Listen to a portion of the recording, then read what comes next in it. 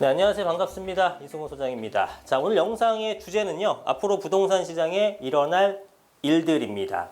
최근에 부동산이 앞으로 어떻게 될 것인가에 대한 어떤 전망, 예상, 이런 것들에 대해서 굉장히 많은 분들이 의견을 내고 있는데 분분합니다. 그래서 어떻게 될지 참 고민이 많으실 것 같은데 저의 의견은 어떤지 그거에 대해서 예측 한번 해보는 시간을 갖도록 해보고요. 오늘 내용이 정말 중요합니다. 이게 뭐 지루하게 느껴질 수도 있겠습니다만 보시면서 이거를 좀 어느 정도 이해를 하시면 향후에 부동산이 어떻게 움직일 것인지와 향후의 전망이 어떻게 될 것인지에 대해서 여러분들의 어떤 인사이트가 한 단계 늘어나는 그런 시간이기 때문에 꼭 끝까지 시청해 주시면 좋을 것 같습니다. 자, 그럼 강의 시작해 볼게요. 자, 먼저 보시면 저게 코스피 지수 추이인데 사상 최고치 3,305라고 되어 있죠. 2년 전, 그러니까 21년도 7월 달, 재작년 여름에 사상 최고치를 찍었을 때의 모습입니다. 지금은 뭐 많이 떨어져서 1,400이 채 안 되죠. 오늘 날짜 기준 하게 되면 그런 모습을 보이고 있고, 비트코인 같은 경우에도 이게 21년 11월 달에 8,200만 원 최고가를 뚫었었던 그런 기억이 있습니다만 이게 또 쫙 내려가서 지금은 3,000 왔다 갔다 행보를 하고 있는 그런 모습이죠. 주식과 비트코인 얘기하니까 좀 가슴이 아픈데 여러분들 그런 분들 많겠습니다만 저는 비트코인이 워낙에 등락폭이 크니까 이걸로 가슴 아픈 분들도 많겠죠. 주식은 그래도 빠지는 폭이 아마 코인만큼 심하진 않았을 것 같아요. 저도 이제 주식으로 저는 오히려 이제 코인은 워낙에 예전에 했기 때문에 손해 본 건 없습니다. 근데 이제 한 18년도쯤인가 시작을 했기 때문에 그때 투자한 금액 대비 한 5배 정도 뛰었어요. 와, 그래서 엄청나게 올라가지고 와, 이거구나 싶었는데 그게 다시 놀랍게도 제자리를 찾더라고요. 그러니까 저는 예전에 샀다가 좀 고가일 때 이게 코인이 이렇구나 잘 모르니까 그래서 더 구입을 했죠. 그런데 이제 평균가가 높아져 버린 거예요. 요때 샀으면 되는 건데 요때 매입해서 중간이 돼버렸죠. 그 상태로 쭉 오다 보니까 지금과 거의 비슷하더라고요. 그래서 한 꽤 많은 돈이 묶여 있었으나 사실은 은행 이자만도 못한 그런 좀 손해 안 본 것만 해도 다행이라고 생각합니다. 주식은 좀 처음에 좀 재미를 봤다가 조금 빠진 그런 모습이고, 어찌됐건 지금 이 코인이라든가 주식이라든가 이런 것들이 굉장히 상한가를 치다가 내려갔던 이유, 그 다음에 부동산도 굉장히 광풍을 불었다가 떨어진 이유는 다 하나로 귀결되죠. 유동성이 흡수됐기 때문입니다. 금리가 인상했죠. 코스피 지수가 사상 최고치를 찍었던 게 21년도 7월 달인데 우리나라 금리가 인상되기 시작한 것이 21년도 8월 달입니다. 보시는 것처럼 21년 8월 달에 첫 금리 인상을 시작했습니다. 그 전에 보게 되면 0.5의 저금리가 굉장히 오랫동안 유지됐고 한 10년 가까이 상당히 낮은 금리에서 횡보를 했었죠. 그러다가 21년 8월 달에 첫 인상을 하기 시작합니다. 그러면서 굉장히 이제 사람들이 충격을 받았던 거죠. 그러면서 이제 주가도 또 빠지고 이랬던 건데, 이게 한 번, 두 번 올리게 되면은 그런대로 워낙에 저금리이기 때문에 부담이 되지 않는데 여기서부터 이제 쭉쭉 올라가기 시작하죠. 그러면서 0.에서 0.75로 올라가다가 22년도 1월 달만 해도 1.25. 그런데 여기서 23년 1월 1년의 기간 동안 7차례의 인상을 하고요. 그 7차례 인상 중에 2차례가 빅스텝을 밟으면서 총 2.25%포인트가 1년 만에 올라버렸습니다. 그래서 1.25 하던 금리가 현재는 3.5%까지 올라간 모습을 보이고 있죠. 엄청나게 빠른 속도로 올랐죠. 이 정도 빠른 속도로 오른 적이 과거에 있었냐? 단연코 없었습니다. 비슷한 예도 없어요. 그러니까 그만큼 빨리 올랐다라는 거죠.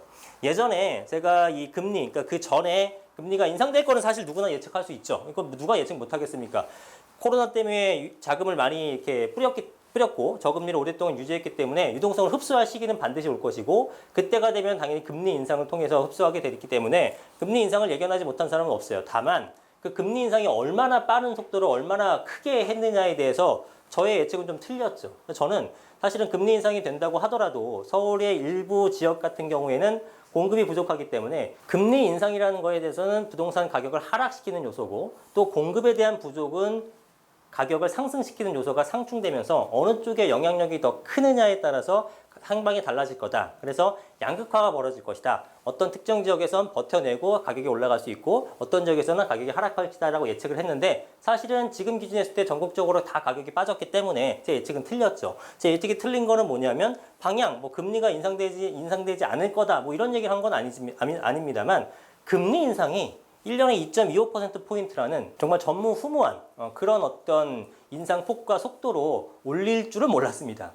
저도 굉장히 좀 보수적으로 판정을 해서 그 전에 어떤 우리 IMF 때라든가 글로벌 금융위기 때라든가 이럴 때 어떤 위기 상황일 때 금리 변동 이런 것까지 다 체크를 해봤습니다. 그래서 제일 어떤 빨리 그리고 높이 올렸었던 시기를 상정해서 감안하더라도 사실은 일부 지역은 버텨낼 수 있다라고 좀 판단했는데 그것보다 2배 반에서 3배 빠른 속도로 올려버린 거예요.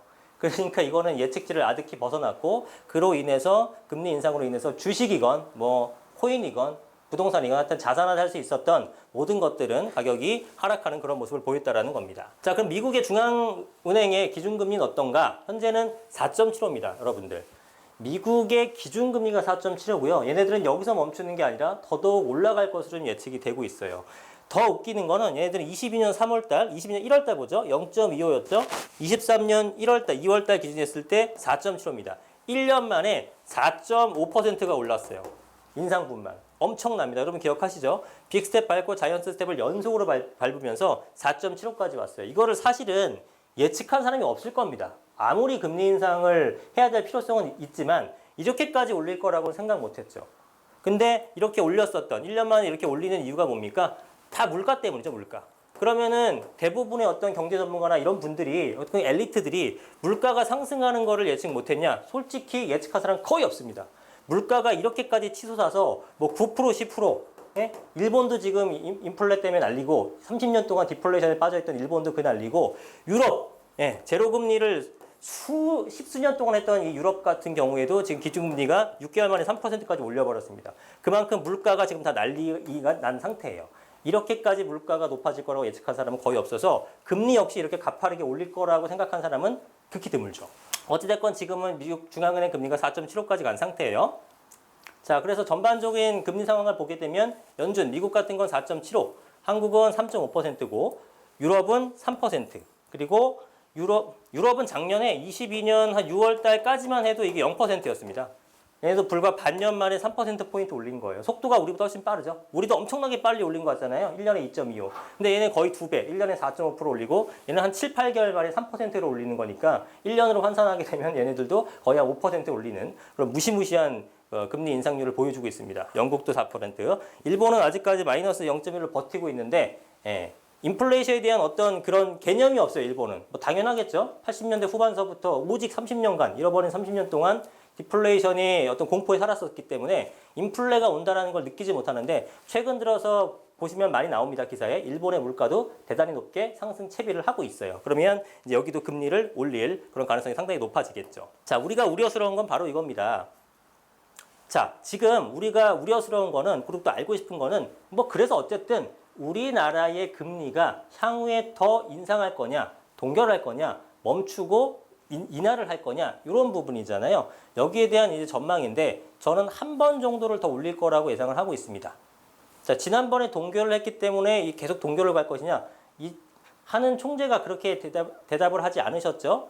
지금이 동결했다고 해서 앞으로도 그런 동결 기조를 가져갈 거라 생각하지 말아라로 얘기했다는 것은 향후에 인상에 대한 여지를 충분히 구두 발언을 통해서 시장에 신속하게 얘기를 한 부분이고요. 또 하나는 한미 기준금리 격차가 많이 벌어질수록 우리가 미국의 금리를 따라가지 않을 수가 없는데 지금 4.75인 미국의 금리가 이게 뭐 최대는 6%인데 그건 좀 오바스러운 얘기 같고 어쨌든 두세 차례 올리게 되면은 한 5.25까지만 가더라도 우리가 3.5면은 거의 2%포인트 차이는 우리가 감당하기 힘든 수준입니다. 그래서 한 번 내지 2번 정도 우리가 더 인상을 할 걸로 보여지는데 개인적으로 오늘 기준에서 제 예상은 한 번 정도 인상으로 마무리하지 않을까 싶습니다. 그거는 3.5%라는 금리에서 2번 올리게 되면 우리가 4%거든요. 0.25 빅스텝 안 받는다는 전제하에. 그렇다면은 4%면은 굉장히 엄청나게 부담으로 많이 느껴집니다. 우리나라 경제 체력상 현재.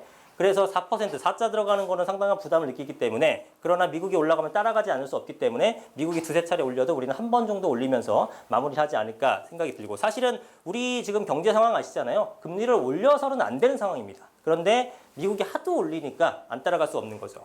그러면 미국이 금리를 올리는데 우리가 따라가지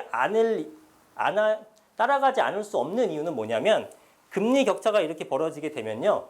결국은 물가가 상승합니다. 그 프로세스를 잠깐만 설명드리면 우리나라가 3.5%고 미국이 4.75게 되면은 당연히 이자가 센 쪽으로 돈이 몰리게 되죠. 근데 미국과 한국 비교하게 되면은 어느 쪽이 더 안전한 나라입니까? 누가 보더라도 미국이 훨씬 더 안전한 나라예요. 그죠? 그러면 한국하고 저기 아프리카에 있는 나라랑 비교하게 되면 어디가 더 안전한 나라예요? 한국이 안전한 나라죠. 동남아 쪽이라든가 뭐 아프리카 쪽이라든가 남미 쪽에 있는 것들은 수익을 우리나라에 있는 은행보다 훨씬 높게 줘야지만 돈이 이동합니다. 왜? 위험하니까. 그래서 안전한 나라일수록 금리가 낮아도 됩니다. 안전성을 선호하는 사람들이 자금을 모으니까. 그런데 지금은 우리나라보다 훨씬 안전한 나라의 은행이 훨씬 더 많은 이자를 주고 있습니다. 그러니까 로우 리스크, 로우 리턴이 되는 거예요. 그러니까 로우 리스크, 하이 리턴이 되는 거예요. 당연히 일로 돈이 몰릴 수밖에 없죠. 그러면 우리나라에 있는 달러가 다 미국으로 쏠리게 되죠. 그럼 우리나라 달러가 부족하게 되죠. 우리나라 달러 부족하게 되면은 달러가 희소해지는 거니까 강달러 현상이 생기는 거고, 강달러라는 게 결국은 원화 가치가 하락하는 거고 환율의 상승과 동의어입니다. 그 전에 예를 들어 1달러에 뭐 1,000원 정도 했었다면 1,000원만 주게 되면 그 전에 1달러 줬어요. 근데 이게 우리나라에 별로 없으니까 희소한 가치가 되고 강달러가 되는 거니까 이젠 1,000원 주더라도 1달러 못 받고 1,500원은 가져와 하는 게 이 강달러 현상이잖아요. 그러면 환율은 상승하는 거죠. 이러한 현상이 생기면 우리나라 수입 물가가 다 오르게 되겠죠. 10달러짜리 사오게 되면 예전에는 10,000원이면 가져올 수 있었는데 지금은 15,000원을 줘야지만 갖고 올 수 있는 거예요. 그죠? 석유 같은 것도 우리나라 거의 100% 수입인데 그것도 당연히 엄청 달러를 결제하게 되니까 부담이 되는 거고, 그래서 이렇게 환율이 오르게 되면 수입 물가가 상승이 되고 당연히 물가의 원가가 올라가게 되면 소비자 물가도 올라갈 수밖에 없는 거죠. 그래서 물가가 올라가게 되면 결국 우리가 금리를 올려야 되는 거니까 미국의 금리가 올려서 물가가 올라가기 전 미리 선제적인 대응을 통해서 금리를 올리는 겁니다. 자, 그러면 금리가 미국이 올릴 때마다 우리가 따라 올려가야 되지 않느냐?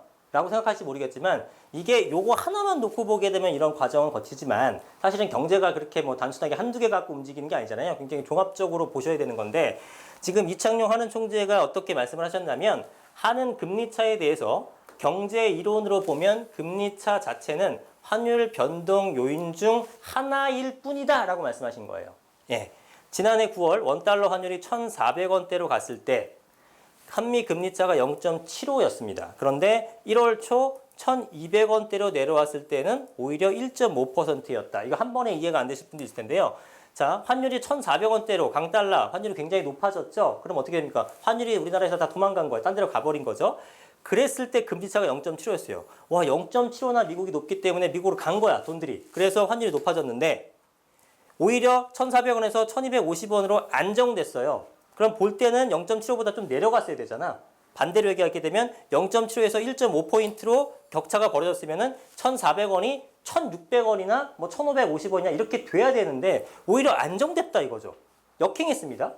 왜 이런 일이 생기느냐? 요거 하나만 놓고 볼 땐 이런 일이 안 생기지만 여러 가지를 놓고 보게 되면 당연히 이렇게 발생할 수 있다는 겁니다. 예를 들면 금리 차로 인해서 우리나라에 있는 달러가 미국으로 갔지만 우리나라의 관광 뭐 갑자기 산업이 잘 되면서 달러가 들어온다든가 아니면은 수출, 무역이 잘 되게 되면서 흑자를 보면서 달러가 유입됐다든가 이런 식으로 금리 차로 인해서 나간 돈을 다른 쪽에서 메꿔주면은 당연히 환율이 올라갈 리가 없는 거예요. 그러니까 이런 것들 여러 가지를 봐야 되는 거지 금리 차 때문에 무조건 올라야 된다라고 말씀하시는 분들은 잘못됐다는 겁니다. 그래서 지금 총재께서 말씀하신 게 금리 차 자체는 환율 변동 요인 중에 그냥 하나다. 이것만 보지 말아라. 하나일 뿐이다. 여러 가지 종합적으로 봐라. 이런 얘기를 하는 것이며 그렇기 때문에 이러한 상황이기 때문에 미국이 금리를 올려도 우리가 반드시 따라서 올리지는 않겠다는 어떤 그런 마음도 내포를 하신 거예요. 그죠? 예, 그렇기 때문에 미국이 두세 번 올린다고 하더라도 우리가 두세 번 올린다라고 하는 게 아니라 한 번 정도 올리는 게 합리적이지 않을까. 예, 왜냐하면 우리나라 경제 체력당 4% 기준금리는 대단히 부담스럽기 때문에. 그죠? 지금 금리 때문에 자영업자분들이나 차주분들 지금 죽어나가고 있는데 여기서 금리를 더 올린다? 힘들죠. 그래서 정부가 정책적으로 기준금리가 높아지거나 이런 상황에도 불구하고 금감원장이 나와서 은행들한테 좀 쓴소리 하니까 은행들이 알아서 기었죠. 그러면서 금리를 좀 낮춰준 상태지만 그걸 억지로 누르는 것도 한계가 있습니다. 그래서 시장 자체적으로 금리가 인하가 되려면 기준금리가 낮춰져야 되고 그런 상황이기 때문에 원래는 낮춰야 되나 미국이 올린다고 해서 이러지도 못하는 저러지도 못하는 진퇴양난의 상태에 빠졌는데 그렇다면은 미국이 많이 올려도 우리는 많이는 못 올리고 한 차례 정도 올리고 마무리되지 않을까. 개인적인 생각은 그래요. 그러면 우리가 3.5에서 3.75로 가고 3.75에서는 동결 상태로 좀 롱텀으로 쭉 가지 않을까. 또 그렇다고 이달을 시키기에는 좀 잘못된 시그널을 줄 수 있으니까 인상도 아니고 인하도 아니고 그 정도 선에서 한 번 인상한 선에서 쭉 가는 형태로 금리를 예상하시고 앞으로의 그 운용을 투자 운용이라든가 자산 운용을 하시면 좋겠다라는 말씀을 드립니다. 자, 이번엔 전세 얘기를 좀 해볼 건데요. 지금 제가 금리 말씀을 드리고 있고요. 그 다음에 뒤에서 공급량에 대해서도 얘기를 할 거고 전세가율에 대해서 얘기를 할 건데 이런 키워드들이 여러분들이 향후에 부동산 시장이 어떻게 움직일 때에서 굉장히 중요한 키워드입니다. 뒤에서 좀 정리를 해놨습니다만 하나하나 잘 들어보세요. 자, 기사 보세요. 전세값이 내릴 만큼 내렸다. 아파트 전세 거래가 4개월 내 1만 건 웃돈다. 전세값 내려서 지금이 기회. 서울 아파트 전세 계약 넉 달 만에 늘었다. 전세 월세가 끝났나? 아파트 전세 4개월 만에 1만 가구 늘었다. 이렇게 되는 건데 결국은 뭡니까? 2023년, 그러니까 23년 2월 달부터 서울 아파트 전세 거래량이 다시 늘어나기 시작했습니다. 지금은 줄었느냐? 그동안 많이 줄었었죠. 예. 원래는 보통은 한 65%, 70%가 전세 거래입니다. 임대차 거래 중에서 아파트 같은 경우에. 그런데 그것도 사실은 대부분 1인 가구, 소형 아파트 같은 것들이 월세가 되는 거지 3인 가구, 4인 가구 일반적인 가정에서는 월세 부담스럽잖아요. 쓸 돈도 많은데 그러다 보니까 대부분 전세임에도 불구하고 최근에 비율이 어땠냐면은 한 5대5 비율이었습니다. 전세와 월세가 거의 5대5 비율 정도까지 갔었어요. 그러다가 지금 다시 한 6대4 정도로 전세가 다시 많아지고 있는 그런 모습을 보이고 있다는 겁니다. 그러면 과연 이게 예전처럼 더 올라갈 것인가 전세값 비율이 아니면 워낙에 저렴하기 때문에 일시적으로 전세가 늘어난 것이냐 이걸 보이는 게 관건입니다. 왜냐하면 지금 부동산 가격이 상승하려면 금리도 금리지만 전세가율 자체가 좀 높아져야 됩니다. 전세가율이 높아져야지만 갭이 줄어들게 되고 거기서 실수요나 투자자들이 유입이 될 거죠. 전세가가 계속 높아지게 되면 이럴 바엔 집 사는 게 낫겠네 라고 매수세로 돌아설 수 있는 거고 투자자들도 야 지금 갭 작다 그러니까 지금 매수해야겠다 이런 느낌이 있는데 전세가 낮으면 실수요자 전세로 들어가고요. 투자자들 갭이 크니까 투자 안 합니다. 이렇게 되면 매가가 올라가기 힘들어요. 그래서 전세가율이 얼마나 되느냐, 전세 거래량이 늘고 있느냐를 따지는 것은 향후의 부동산 가격의 향방을 가늠할 때 굉장히 중요한 선행 지표라고 보시면 돼요. 그래서 이런 데이터들을 보는 겁니다. 자, 그래서 원인이 지금 2월달에 이렇게 거래량이 늘어나는 건 팩트인데 그 원인 분석을 할 때 월세 가격이 이제 굉장히 높아졌죠. 예, 높아진 월세 가격 부담스럽죠. 그 다음에 정책적 금리 인하 등으로 주거비 비용이 다시 전세가 저렴한 시점에 도래했습니다. 그러니까 무슨 얘기냐면 한때는 전세가 굉장히 비쌌었잖아요. 비싼데 거기서 한 7, 80% 대출을 받게 되면 전세자금 대출을 받게 되면 예전에 부담이 없었어요. 저금리였으니까. 근데 지금은 금리가 미쳤죠. 그래서 차라리 월세 들어가는 게 더 저렴했기 때문에 월세 가셨습니다. 그러다가 전세는 점점 수요가 줄고 월세는 점점 수요가 많아지니까 월세 비용이 쭉 올라갔죠. 옛날에 1억에 한 50만 원 하던 게 1억에 한 80만 원, 90만 원, 옛날 120, 130 하던 게 170, 180만 원까지 올라갔기 때문에 그런 상태에서 전세는 금리가 기준금리 높아졌지만 정책적으로 찍어 눌러서 일시적으로 금리가 낮아졌어요. 그러니까 다시 역전됐습니다. 월세를 들어가는 것보다 전세 들어가는 게 더 유리한 상태가 됐어요. 주거비 부담 측면에서. 그래서 지금 전세가 늘어나고 있습니다. 그러면 이게 계속 유지가 되게 되면 전세 수요가 늘어나게 되고 전세 수요가 늘어나게 되면은 전세가율이 높아지면서 향후 매매가 상승에 지대한 영향을 미칠 텐데 과연 이게 일시적일 것인지 아니면 올라갈 것인지 판단하는 게 정말 중요한 거예요. 자, 그런데 지금 방금 말씀드렸다시피 전세 가격이 상승했다고 보기에는 무리가 있다. 가격이 상승한 건 아닙니다. 워낙에 바닥에 있는 전세가 거래가 됐다라는 거예요. 바닥 따지기 정도로 보는 것이 맞다라는 의견도 있는 거죠. 자, 그래서 지금 서울의 아파트 전세가율이 작년, 재작년 이 정도에는 55%, 56% 정도 됐습니다. 강남, 강북이. 그런데 지금은 50% 붕괴를 직전에 두고 있어요. 이런 상태에서 과연 여기서 치고 올라갈 것인지 아니면 여기서 횡보를 할 것인지 만약에 50% 내외에서 횡보를 한 상태라면은 거래량은 늘었으나 전세가율이 안 올라간다고 하면은 그렇다면은 이거는 매매 가격이 상승하기 대단히 힘듭니다. 당분간은.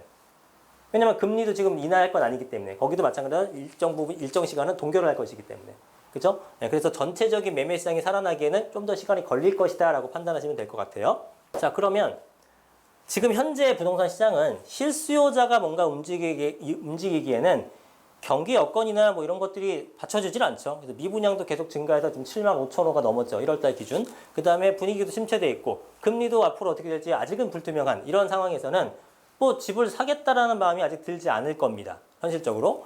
자, 그러면 실수요자가 움직이지 않으면 투자자라도 움직여야 되는데 투자자가 움직이는 시장이 되려면 아까 말씀드렸다시피 유주택자나 다주택자 이런 분들이 시장에 참여해야 되는데 투자가 활성화되려면 취득세 부분, 취득세 살 때 2주택, 3주택 이럴 때 여전히 좀 강화된 그 세율이 적용되고 있잖아요. 그러니까 정부에서 여러 가지 완화책을 쓰면서 시행령, 그러니까 대통령령으로 할 수 있는 것들에 대해서는 많이 바꿨는데 국회 통과하는 것들에 대해서는 정부 마음대로 할 수 있는 게 아니라 국회의원들의 동의를 얻어야 되는 건데 아직은 거대 야당이기 때문에 이런 부분에서 약간 불협화음이 있죠. 그래서 이런 부분이 완료가 되지 않는 이상은 투자하기가 쉬운 환경이 아닌 겁니다. 그리고 또 하나는 더 중요한 거는 전세가율이 더 많이 상승해야지만 투자자들이 많이 몰릴 텐데 전세가율 자체가 아직은 높아지지 않고 있다. 그러면 최근 들어서 서울의 아파트의 매매 가격이 하락했잖아요. 매매 가격이 하락했는 상태에서 전세가율이 하락했다는 건 뭡니까? 서울 아파트 매매가 하락분보다 전세의 하락분이 훨씬 더 크다는 뜻입니다. 그러니까 전세가율이 떨어진 거죠. 그죠?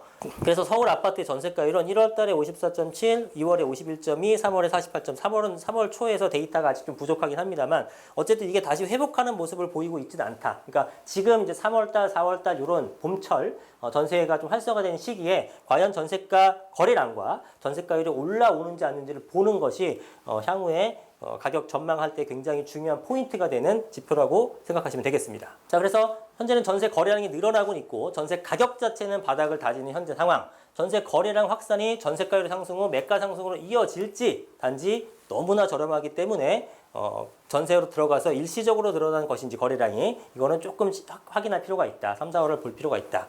그리고 금리 인상이 마무리되어가는 시점이라는 인식이 언제 생기는지 파악하고 왜냐하면 금리 인상이 계속될까 봐 불안해서 뭘 못하잖아요. 근데 높아진 금리 어떤 수치 자체는 예전보다 높아졌지만 앞으로 더 이상 금리가 오르지 않을 것 같아요 라고 하게 되면 투자자들이 투자할 수 있습니다.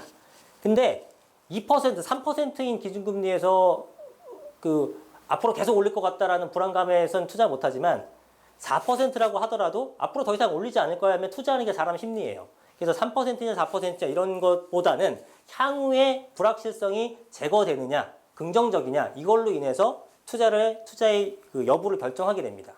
그래서 예전보다 금리가 비록 높아졌지만 금리가 이제 거의 끝나간다. 인상 끝나가고 이제 안 할 거야 라는 생각만 들게 되면 투자자가 유입될 수 있기 때문에 과연 광범위하게 국민들 대다수가 대중적으로 금리 인상이 마무리되는 시점이라는 인식이 언제 생기는지를 파악하는 것이 중요하고요.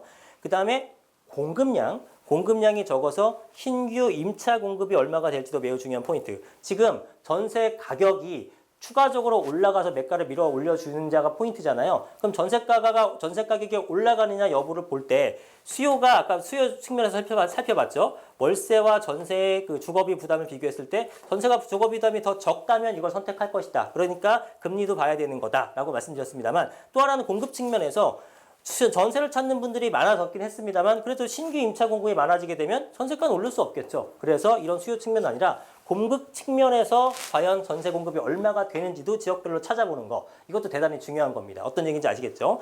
수요와 공급 측면을 같이 봐야 되고 금리는 수요 측면을 살펴본 거예요. 자, 일단 이거 먼저 보시죠. 강남과 강북의 아파트 전세 가격의 평균 추이입니다. 강남이든 강북이든 뭐 격차는 있습니다. 강남은 한 7억 정도 하고 강북은 한 5억대 초반 정도 하는데 떨어지는 속도가 굉장히 가파르죠. 전세 떨어지는 속도가. 그래서 전월세 비율 자체가 5대였다가 6대4로 변경되면서 서울 아파트 기준 거래량은 늘고 있습니다만 전세 가격이 회복될지 여부는 조금 지켜봐야 될 필요가 있고 빌라의 전월세 비율은 4대6 정도로 월세 비중이 여전히 더 높습니다. 그러니까 전세가 약하고 월세와 비중이 더 높아요. 그리고 빌라 같은 경우에는 사실은 마찬가지예요. 아파트처럼 빌라도 월세가 확 올라갔습니다. 그리고 전세가 아파트만 적용되는 게 아니라 빌라도 적용되는 거니까 전세 그 자금 대출이 당연히 전세 들어가는 게 유리해요. 전세로 들어가는 것이 월세로 들어가는 것보다 유리한 빌라도 되게 많아졌음에도 불구하고 여전히 월세 비중이 높은 이유는 이런 것들 때문이죠. 작년 한 10월 달부터인가요? 얘기가 나왔었던 뭐 전세 사기라든가 빌라방 이런 것들 때문에 여러분들이 빌라로 들어가질 않습니다. 그래서 주거비가 한 달에 한 1, 20만 원 더 내더라도 이거 적은 금액 아닌데 이렇게 더 내더라도 좀 안전하게 전세 사기 당하고 싶지 않아.